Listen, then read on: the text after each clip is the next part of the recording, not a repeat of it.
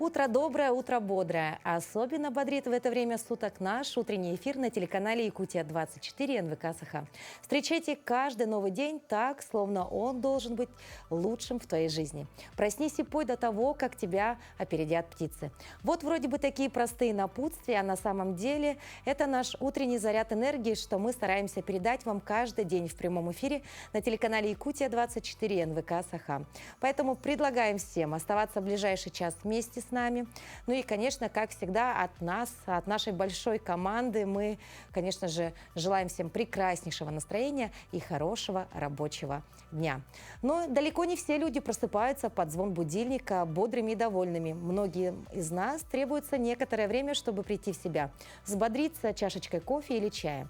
Среди самых эффективных средств зарядиться на весь день бодростью и позитивной энергетикой выделяется утренняя гимнастика-йога. Давайте начинать утро вместе. Всем доброе утро, меня зовут Виктория Чиннова, я сертифицированный тренер по йоге. И сегодня мы с вами сделаем бодрящую зарядку-разминку. Следующее упражнение. Ножки в тадасана. Правая ножка вперед, левая отшагиваем назад, ставим на колено. Правая ножка угол 90 градусов, либо чуть пошире. Поднимаем ручки вверх, наклон назад, таз вперед. Отлично. Ручки перед собой. Отшагиваем назад. Планочка. Подкручиваем таз. Вдох. Плечи от ушей. Выдох. И вдох. Отлично. Правая ножка вперед. Левая ножка вперед. Правой ножкой отшагиваем назад, правая ножка на колено, левая ручка, правая ручка соединяются, таз вперед, в грудном отделе прогиб, вдох, выдох, ручки перед собой, выходим в планочку. Так, правая ручка по центру, левой ручкой разворачиваемся вверх, вдох. С выдохом меняем положение. Вдох и выдох. Отлично. Восстанавливаем дыхание. Делаем хороший вдох в живот. С выдохом расслабляемся. Снова вдох в центр живота. Выдох. Расслабляем область живота. И вдох. Выдох. И завершающее упражнение. Ставим ручки так, чтобы локти были развернуты в сторону. Пальчики полностью друг от друга отделяем. Пальчики сзади на высокий, предварительный вдох. И с выдохом выталкиваем себя сильными ручками назад к бедрам. Можно подсогнуть коленки. И притягиваемся низом живота к бедрам. Вдох. С выдохом подтягиваем правую ножку вверх и к грудной клетке. Выдох и вдох. С выдохом меняем. Левая ножка вверх, вдох. Выдох и вдох. Выдох. Из этого положения можно лечь, отдыхать в шавасану, восстанавливаться, если у вас есть на это время. Спасибо всем. До свидания. Ну а теперь наши коллеги из новостного отдела рады рассказать нам о последних новостях, что произошли на территории нашей республики и за ее пределами.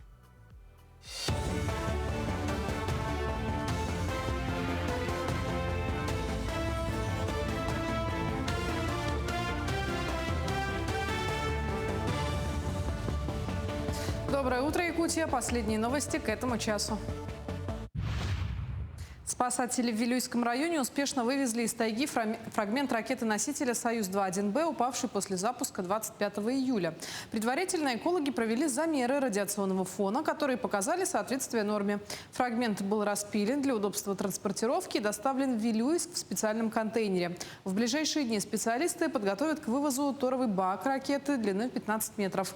Все фрагменты будут доставлены на космодром «Восточный». Напомню, части ракеты-носителя упали в двух районах Якутии – Алданском и Вилюйском. Отопительный сезон не за горами. В Усть-Алданском районе всего функционирует 10 частных теплоснабжающих организаций. Сейчас в районе взамен старой котельной строится новая мощностью 4 мегаватта. Здание аварийной котельной было построено в 1987 году. Деревянная конструкция не отвечала нынешним стандартам. Сейчас идут сварочные работы дымовой трубы. Срок сдачи объекта сентября к началу отопительного сезона. Новая котельная будет отапливать 9 многоквартирных и 16 частных домов. В перспективе 2 социальных объекта. За прошлые года у нас большие проблемы были в этой котельной из-за того, что старый подрядчик находился в стадии банкротства. Сейчас вот новый подрядчик взял котельную в аварийном состоянии и спустя второй год эксплуатации уже вот принялся строить новую котельную, чтобы увеличить надежность теплоснабжения в нашем районе. Эта котельная находится в центре села Барагонцы. Якутские офтальмологи бьют тревогу. Состояние зрения современных детей ухудшается. Близорукость, выявлявшаяся, как правило, в школьном возрасте, все чаще диагностируют у детсадовцев. Причины негативной динамики – чрезмерное использование гаджетов, малоподвижный образ жизни и нехватка солнечного света. Сильно по состоянию зрения подрастающего поколения ударил и ковид, отмечают якутские врачи. Понять, что глазная болезнь прогрессирует, можно по косвенным признакам. Наблюдая за ребенком, надо обратить внимание за его правильную осанку, на его, чтобы не было низко склоненной головы, чтобы он не приближал близко предметы к глазам. Да? Когда он смотрит телевизор, чтобы он не смотрел из-под лобья или боком, или как-то вот запрокинув голову. Иногда так проявляется астигматизм, то есть ребенок находит такое положение головы, когда ему лучше видно. Очень вредна привычка щурить глаза. В Вилюйском профессиональном педагогическом колледже имени Николая Чернышевского продолжается набор абитуриентов на 25-26 учебный год. На базе 9 классов широкий выбор специальностей от дошкольного образования до электромонтажа и ремонта автомобилей. На базе 11 классов углубленное изучение педагогики, коррекционного образования, адаптивной физической культуры. Также ведется прием документов на 15 бюджетных мест в филиале города Ленска по специальности преподавания в начальных классах и в поселке Кысыл-Сыр по профессии оператор и бурильщик.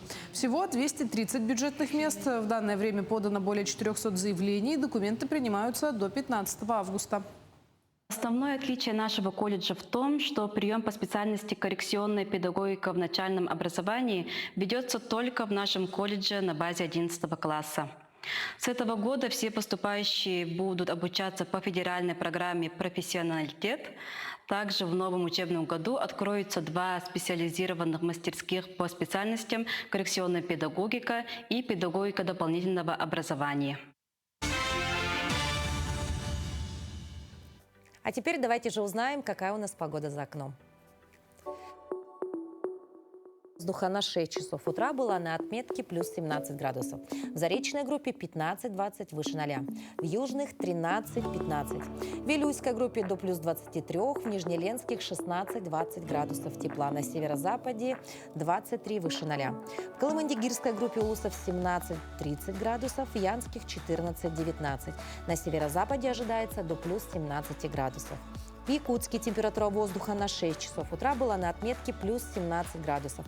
Атмосферное давление 739 миллиметров ртутного столба. Ветер восточный 3 метра в секунду. Сегодня днем облачно, с прояснениями. Ветер восточный 3 метра в секунду.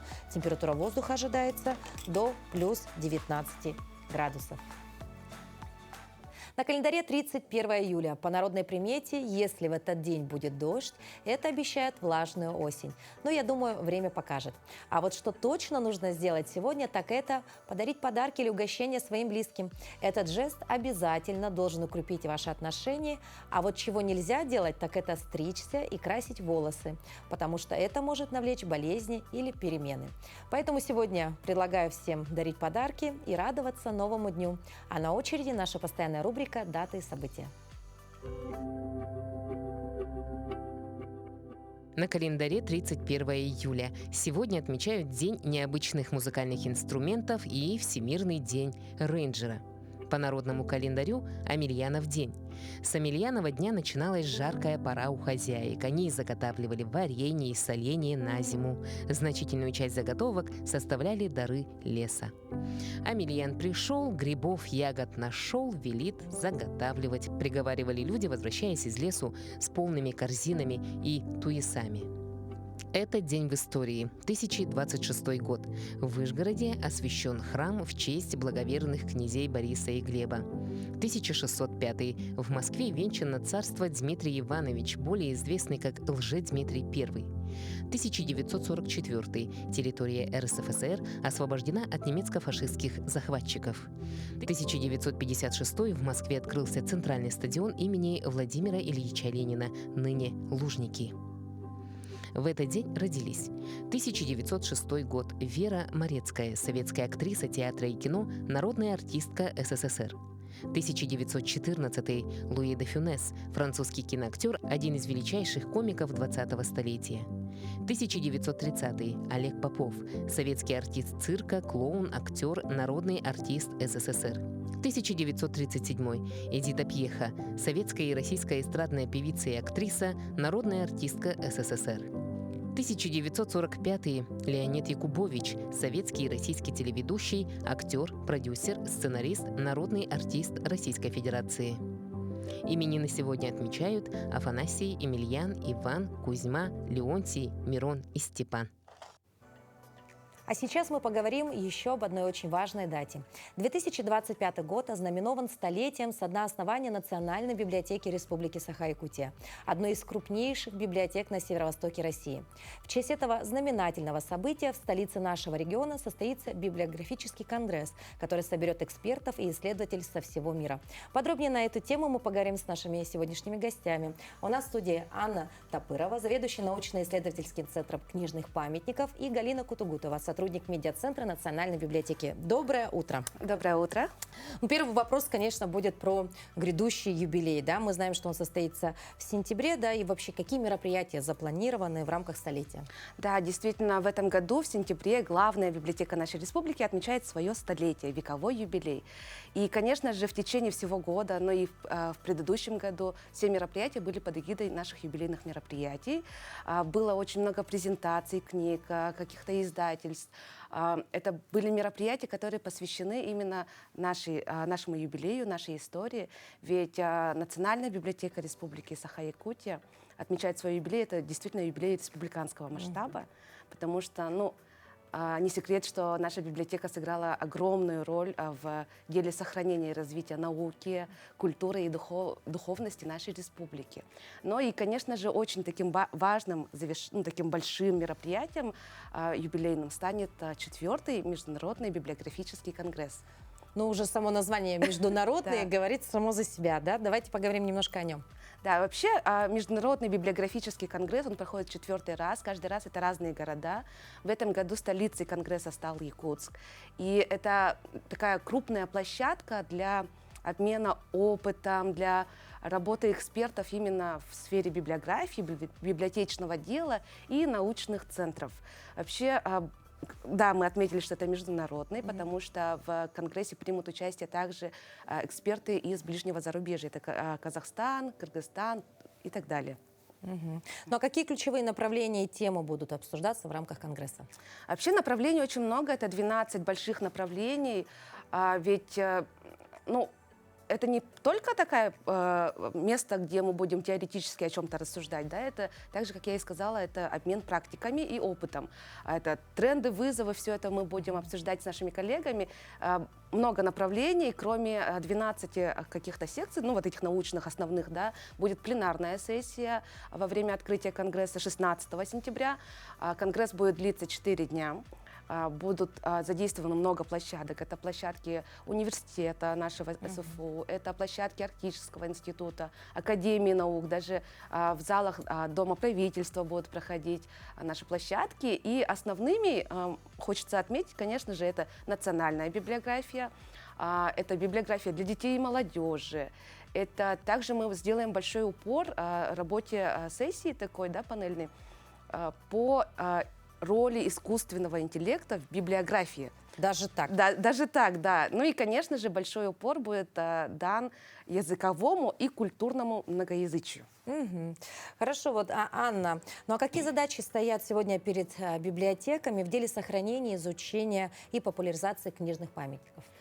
Ну, в деле сохранения я хотела бы отметить 3 момента. В первую очередь, это обеспечение оптимальных условий хранения, это соблюдение влажностных температурных режимов, да, и соблюдение санитарно-гигиенических норм, а также создание качественных цифровых копий, что значительно снижает использование сами оригиналов книг, да. И в-третьих, это, конечно, проведение реставрационных и консервационных мероприятий, да. Вы знаете, что на базе нашей библиотеки работает шикарный центр, региональный центр реставрации и консервации библиотечных фондов.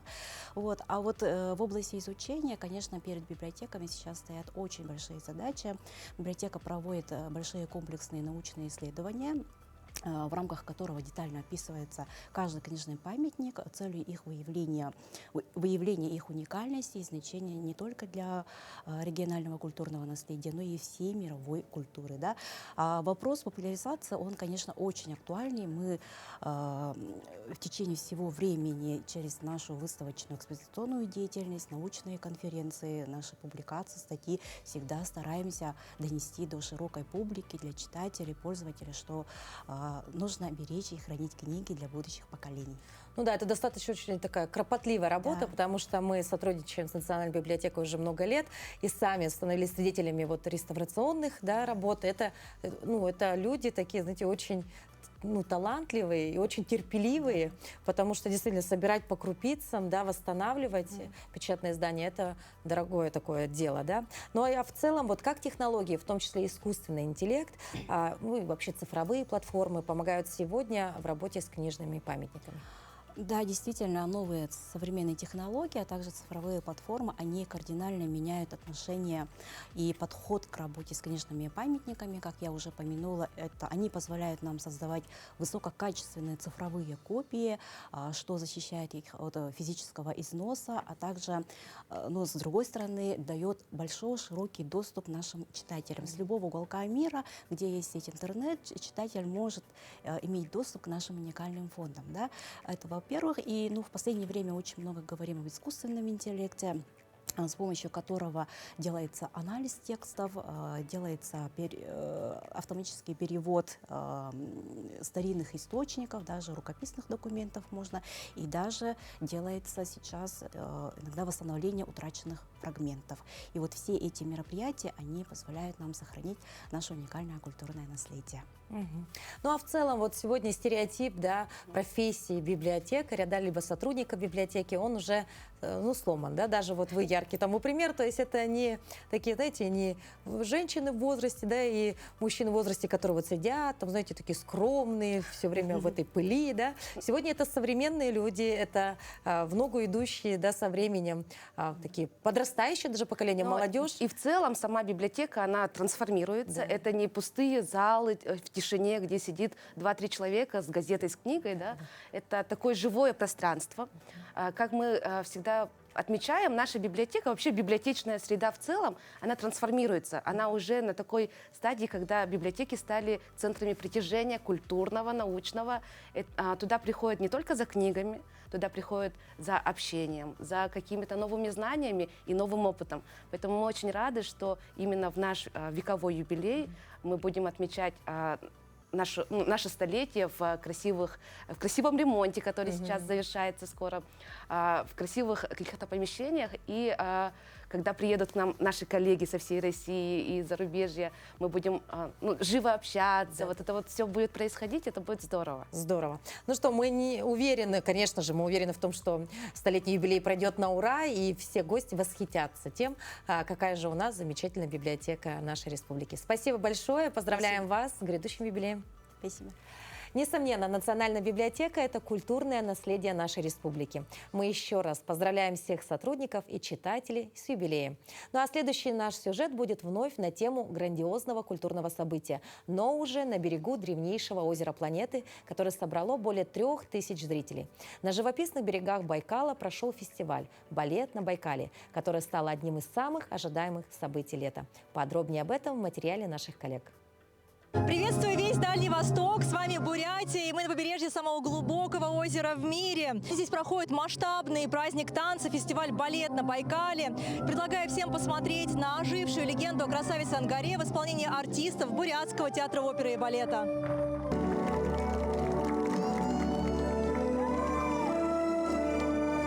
На сцене Енисей и дочь богатыря Байкала. Она ослушалась отца и сбежала от него. Древнее сказание появилось не просто так. Ангара – единственная река, которая вытекает из озера. Остальные, а таких более 300, впадают в Байкал. Спектакль «Долгожитель». Сегодня его представили почти в первозданном виде. Таким, каким его создал известный бурятский драматург Намжел Болдано. Больше 66 лет идет на сцене, в 1959 году был поставлен. И поэтому особенность этого то, что все наши ведущие солисты, балерины, артисты балета, мужчины, все прошли через этот спектакль. А здесь я первый раз такое событие, что именно Байкалом, я на Байкале нахожусь. Такое, наверное, не каждому такое, как говорится, ну, как мне выпало счастье, как говорится. Исполнители главных ролей Александра Богданова и Алдар Балтанов влюблены друг в друга не только на сцене. Красавица Ангара и Енисей обручились этой весной. В спектакле же за ее сердце продолжает бороться и еще один герой – Черный вихрь. Соперничество появляется у нас, когда красавица Ангара впервые уходит. В это же время появляется и Черный вихрь, который тоже очарован ее красотой. Это, так сказать, классический треугольник любви. Ну, все-таки, как у нас принято, всегда добро побеждает зло.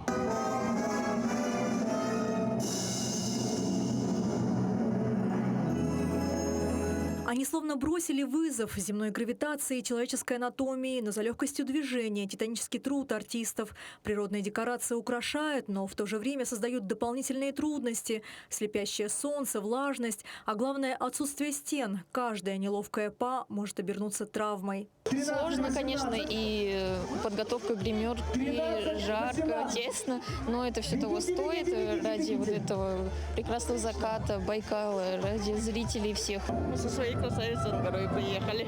Нам нравится это все, ходить, посещать такие культурные мероприятия.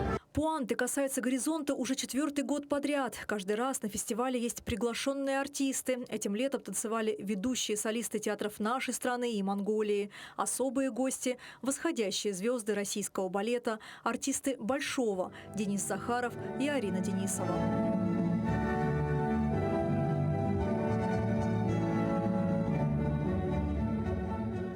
Когда мы впервые проводили, мы собирали по этому берегу людей и говорили: пойдемте, мы вам покажем балет. А сегодня уже не надо никого просить. Билеты раскупают за считанные дни. В этом году праздник танца посетило более 3000 человек. На гала-концерте им представили почти всю летопись русского балета. Лучшая из классики и не только. В новом прочтении предстало «Болеро». И это была очередная премьера фестиваля. То, что родилось в тишине закулисья, ожило на сцене на закате дня.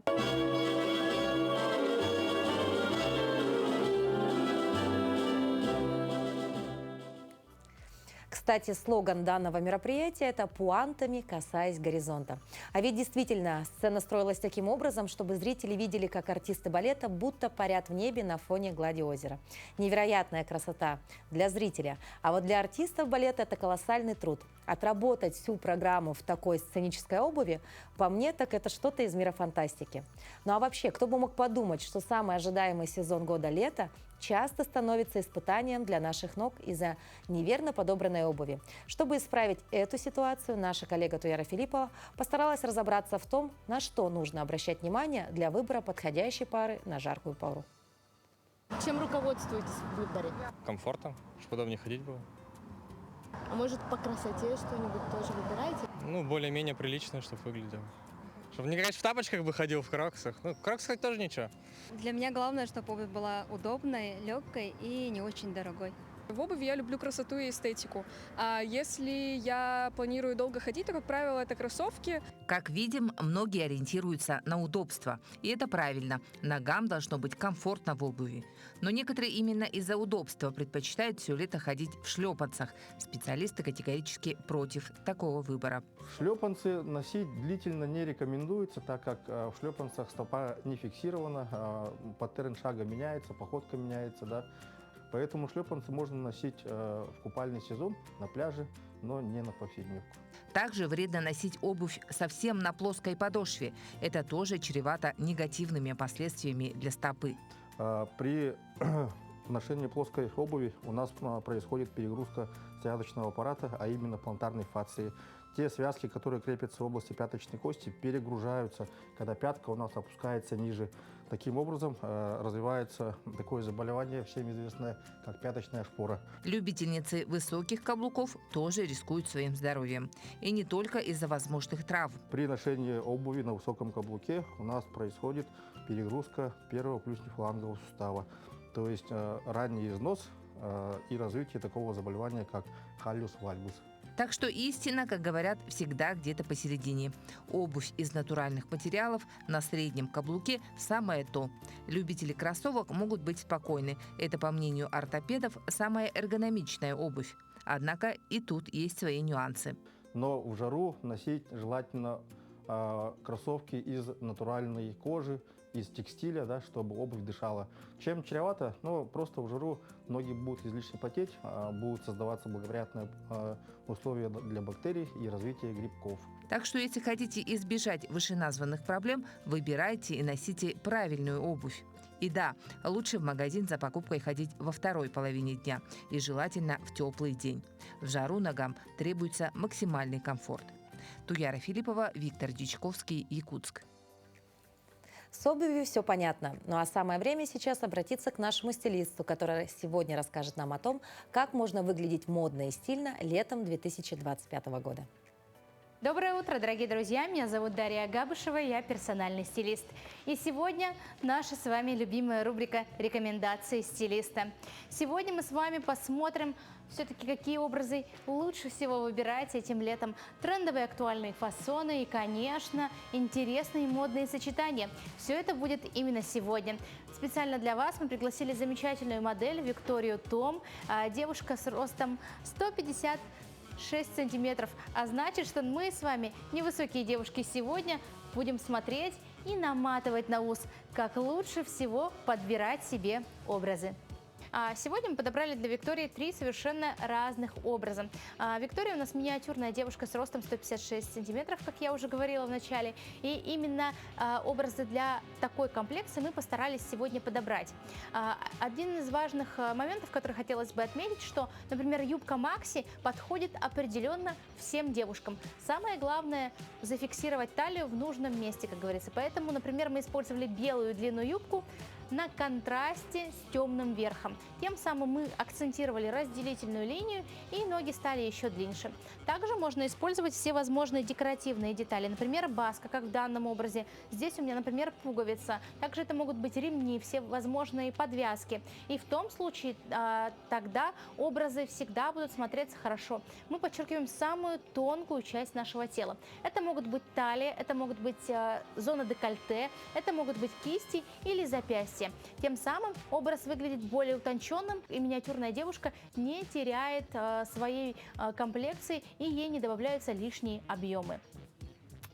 Также, конечно, идеальный вариант для миниатюрных девушек – это тотал цвет. Например, данное платье тотал черное, когда девушка полностью в одном оттенке. Тогда это тоже смотрится очень хорошо зрительно, силуэт вытягивается. Мы используем по центру пуговицы для того, чтобы зрительно вытянуть силуэт. Также это могут быть все возможные другие вертикальные линии, которые зрительно вытягивают образ. Поэтому пробуйте, экспериментируйте, будьте смелыми, не обращайте внимания на стереотипы, рост, вес и все другие, возможно, навязанные обществом правила красоты. Красивой может быть любая девушка, независимо от роста, независимо от комплекции. Мы желаем вам всего самого лучшего, отличного дня и уверенности. Мы продолжаем наш утренний эфир. У обычного человека рабочая неделя, как известно, начинается в понедельник. Однако в кинотеатральном мире все по-другому. Основная масса фильмов выходит в четверг. Соответственно, с него и стартует для кинотеатров рабочая неделя. То есть 7 дней с четверга по среду, с 2 выходными где-то посередине. Сейчас, наверное, уже мало кто вспомнит, почему именно 4-й день традиционно стал на нашем рынке премьерным для всех релизов. Да, это уже и не важно. Главное знать, что же можно посмотреть уже сейчас.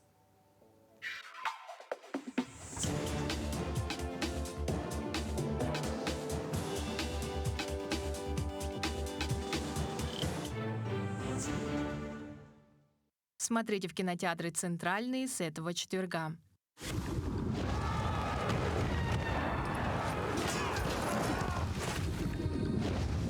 «Рыжая Соня».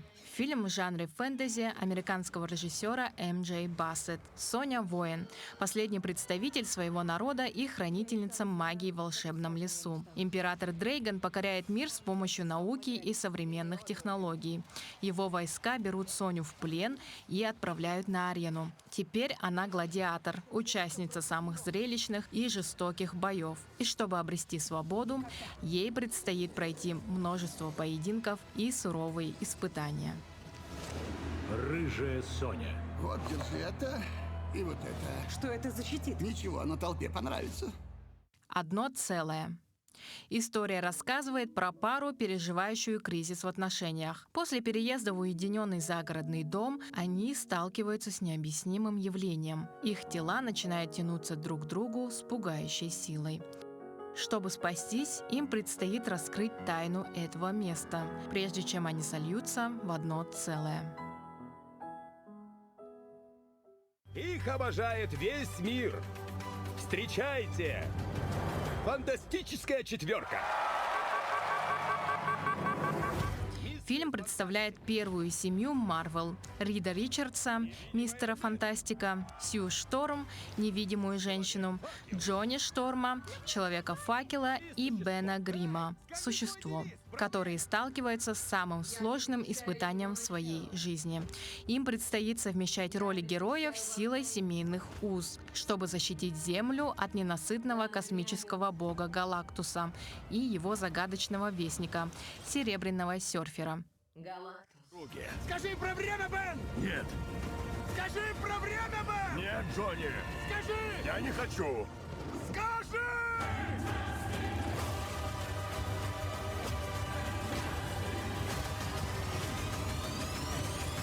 Фантастическая четверка. Первые шаги.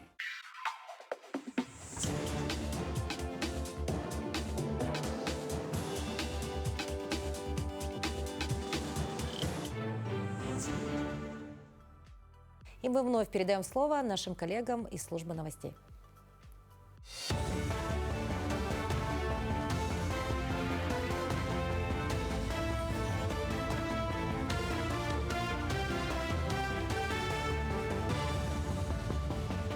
Мы продолжаем освещать самые заметные события. Доброе утро. В Якутии продолжаются аварийно-восстановительные работы после сильного дождевого паводка на реке Индигирки, который нанес значительный ущерб и Миконскому району, и населенному пункту Кебергене Абыйского района.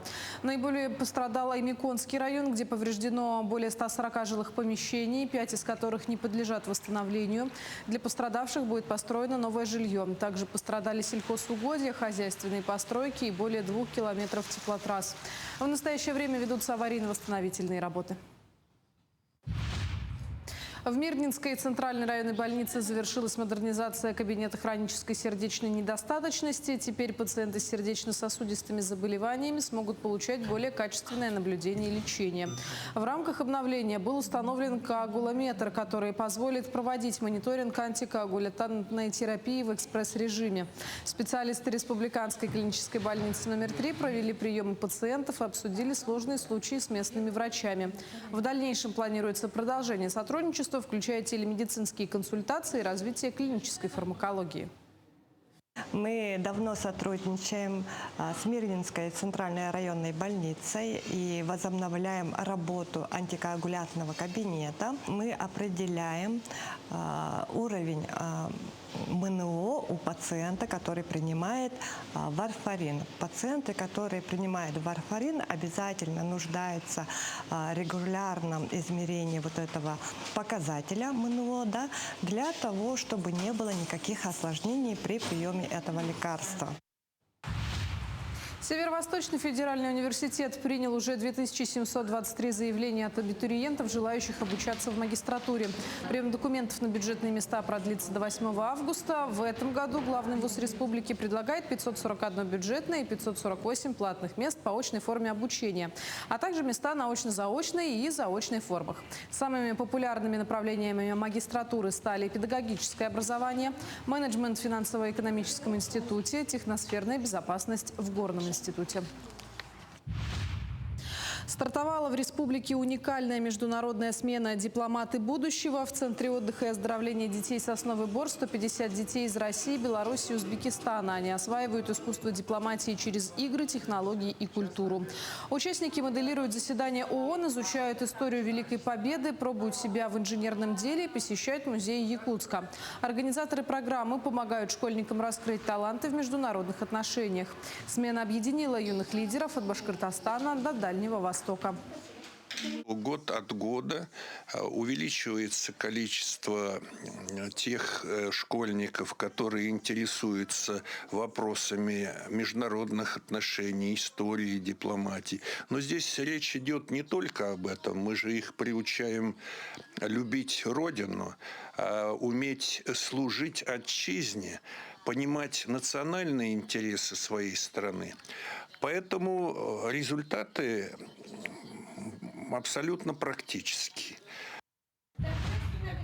Обширное и интересное в познавательном плане мероприятие. 7-я республиканская экологическая экспедиция «Кюн-Эко» в этом году проходит в Кемпиндяе. Основной контингент – школьники из вилюйской группы улусов и города Якутска, которые отдыхали в центре Сиры-Устара. К ним из столицы приехали ученые, экологи с большим познавательным багажом, с самой настоящей лабораторией и с книгами. Конечно, школьники были горды вступлением в ряды зеленых пионеров Якутии. Также много впечатлений осталось от полевых исследований и пешего похода в местность Юэняхая.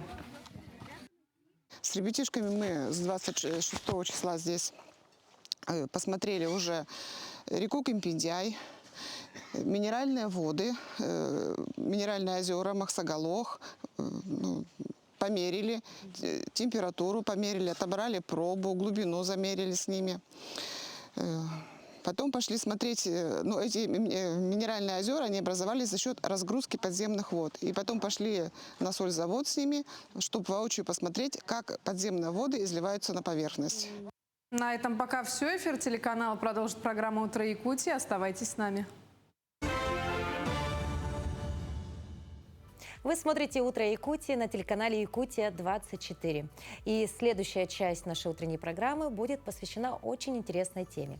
Азиатская культура сегодня в тренде. Каждый второй подросток смотрит аниме, слушает кей-поп, предпочитает корейский или японский стритфуд, пьет гонконгский бабл-ти. Среди всего этого эстетического разнообразия особое место занимает косплей.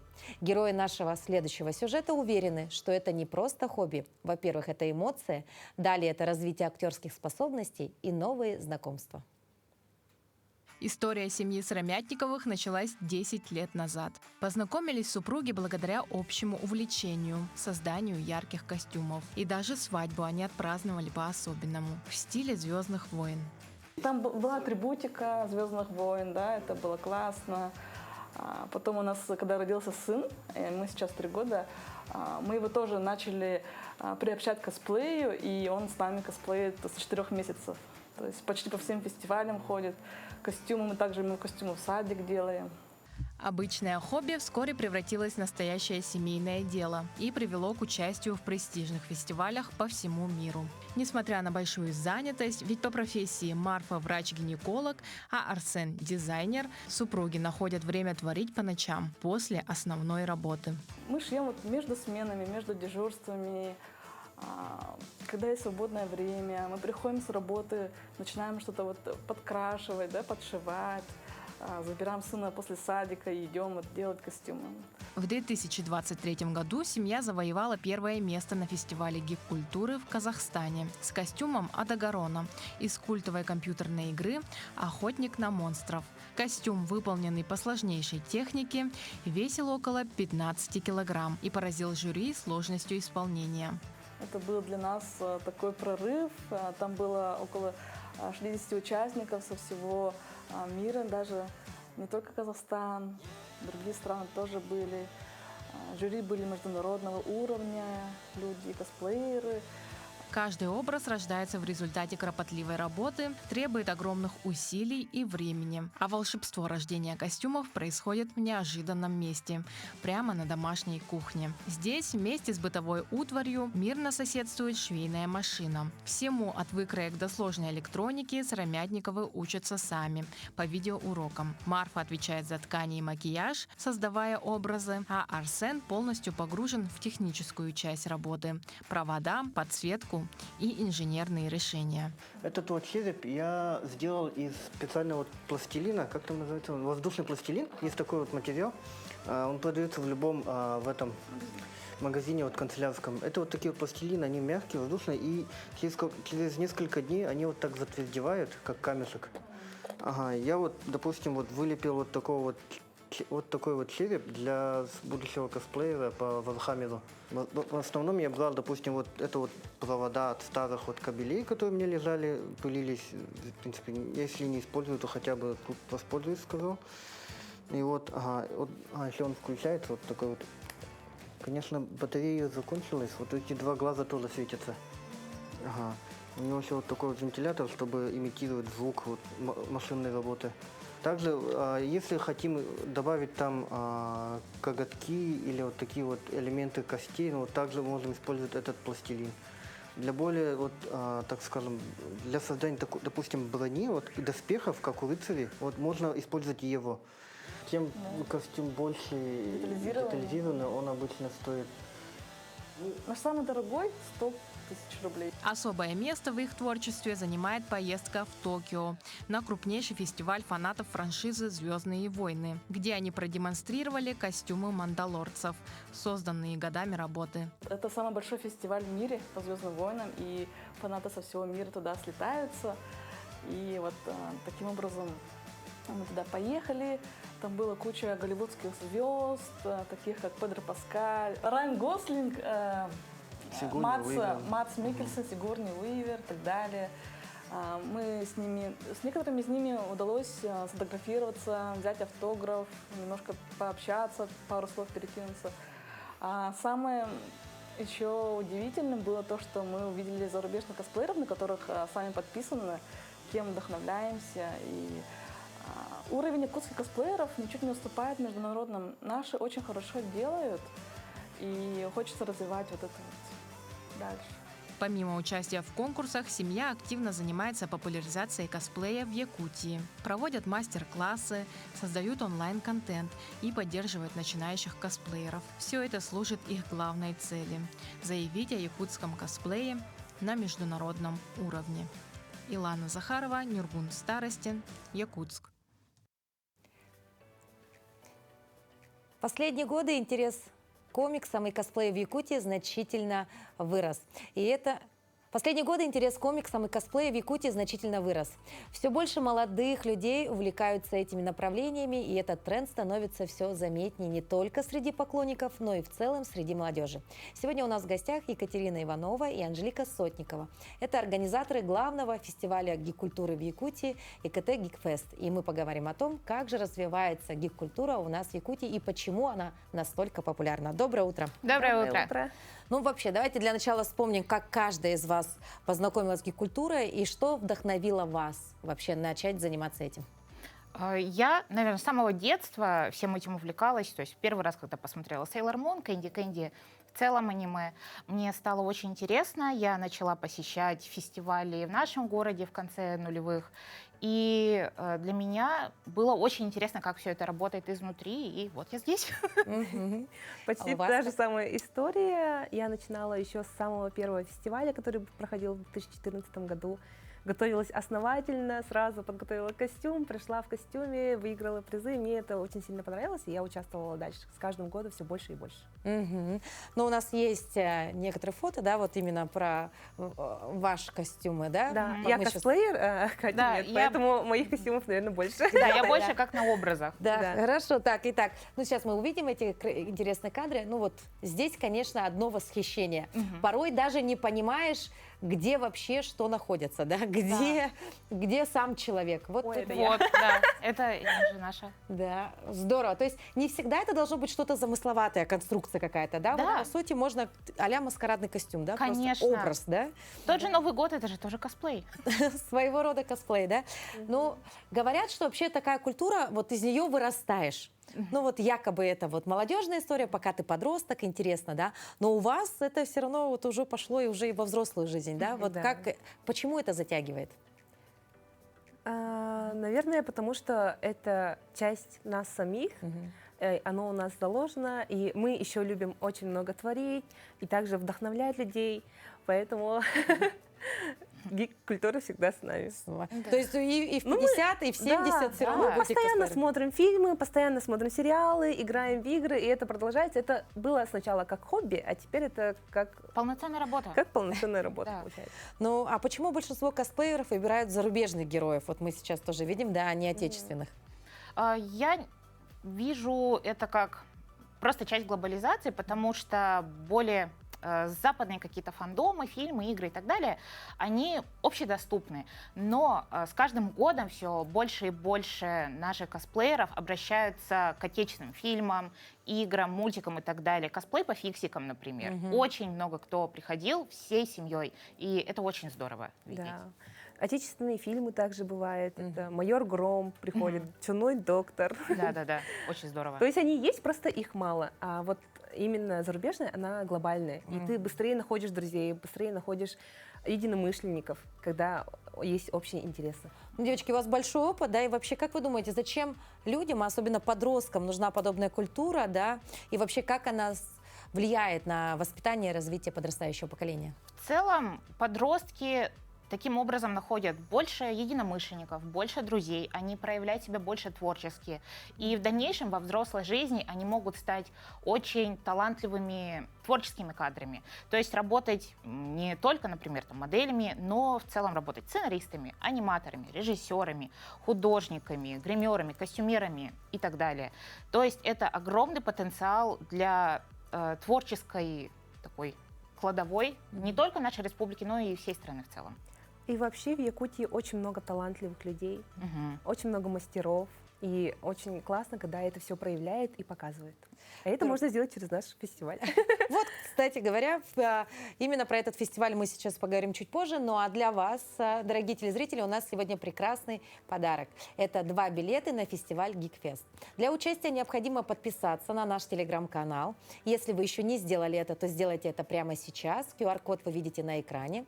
Оставьте комментарий под последним постом, где есть вопрос. То есть я сейчас его озвучу, но он у нас дублируется в телеграм-канале. Итак, как называется техника окрашивания ткани с помощью резинок для создания узоров? Она очень популярна в косплее для придания уникального вида, ну, допустим, плащам, шарфикам и так далее. Итоги мы подведем обязательно в телеграм-канале. Необходимо дать правильный ответ, и, возможно, кто-то из вас обязательно посетит вот такой интересный фестиваль. Ну вот, вернемся все-таки к теме нашего фестиваля, да? Вообще, как появилась идея по организации такого мероприятия и что подтолкнуло вас к созданию Geekfest? Хорошо. В целом у нас были до этого фестивали, но они создавались на одном энтузиазме. И Geekfest как раз пришел к тому, чтобы показать, что это можно делать шире, ярче, намного профессиональнее. И с каждым годом наш фестиваль посещает все больше и больше людей, не только подростков, но и в целом семей. И это объединяет единомышленников. Кто-то находит пары, кто-то приходит потом, вот действительно, с маленькими детьми, и очень здорово видеть все это. Да. Ну а сколько примерно человек-участников было, ну, допустим, в прошлом году? В прошлом году участвовало около 1000 косплееров. Мы 1000? вообще удивились, да? Только косплееров. Это только косплееры. Также у нас есть профессиональный косплей. Это люди, которые профессионально целый год готовятся и потом выступают на сцене, показывают свой костюм. В этом году мы еще добавили некоторые новые фишки. Это детально презентовать свой костюм. Это мы взяли из других зарубежных фестивалей. Вот. И надеюсь, этот опыт понравится нашим участникам. Можно ли спросить у вас, над какими костюмами работаете вы сейчас и кем вы будете в этом году? Или это секрет? У меня есть небольшой секрет, который узнают впервые в этом эфире, скорее всего. В этом году я надену костюм из отечественного фильма, который снимается сейчас в Якутии. Он сейчас, он идет в процессе съемок, и, скорее всего, с фестиваля начнется его пиар-компания. Вот. И я буду как бы амбассадором, да, меня пригласили быть амбассадором одного из персонажей. Там есть персонаж женщина, но пока не могу раскрывать все детали, и, скорее всего, потом в соцсетях можете узнать об этом. А у вас как? Скорее всего, опять фантазийный образ, чтобы просто поддержать веселую атмосферу. Но там мне интересно, все-таки это же просто для многих же увлечение, да, возможно, в повседневной жизни. Вот вы всегда ходите вот такой яркой, с ярким макияжем, или вы сегодня постарались для эфира? На самом деле я стараюсь поддерживать такой образ каждый день. Да вы что? Сколько времени занимает нанесение подобного макияжа? Час. Час, максимум 2, если очень сильно постараться.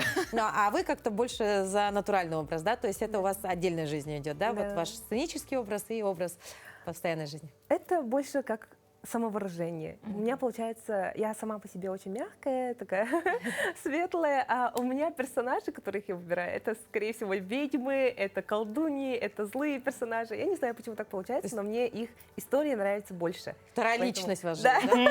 Можно так сказать. Здесь ангел, да, а здесь немножко темная сторона, да? Ну, а вообще, может быть, есть какие-то мечты у вас, девочки, вот связанные с таким интересным увлечением? Хочется развивать гик-культуру в Якутии, чтобы она была известна по всей России, чтобы узнали наших локальных киноделов, косплееров, всех, кто причастен вот к гик-культуре, к творчеству. Да, в целом очень хочется поддерживать таланты, не только те, которые работают на показ, как те же косплееры, к примеру, гримеры, костюмеры и так далее, но в целом те, кто работает за кадром. Те, кто, например, создает игры про нашу республику, про вечную мерзлоту. Недавно читала в новостях, что создают игру. Притом наши якутские ребята. Те, кто продолжает как-то нести нашу республику всему миру, скажем так. Золотые слова. Вот именно на этой позитивной ноте мы завершаем наш утренний эфир. Девочки, удачи вам на фестивале. Творите, созидайте и вот проявляйте себя в своем любимом деле. Ну а мы увидимся уже завтра. До новых встреч.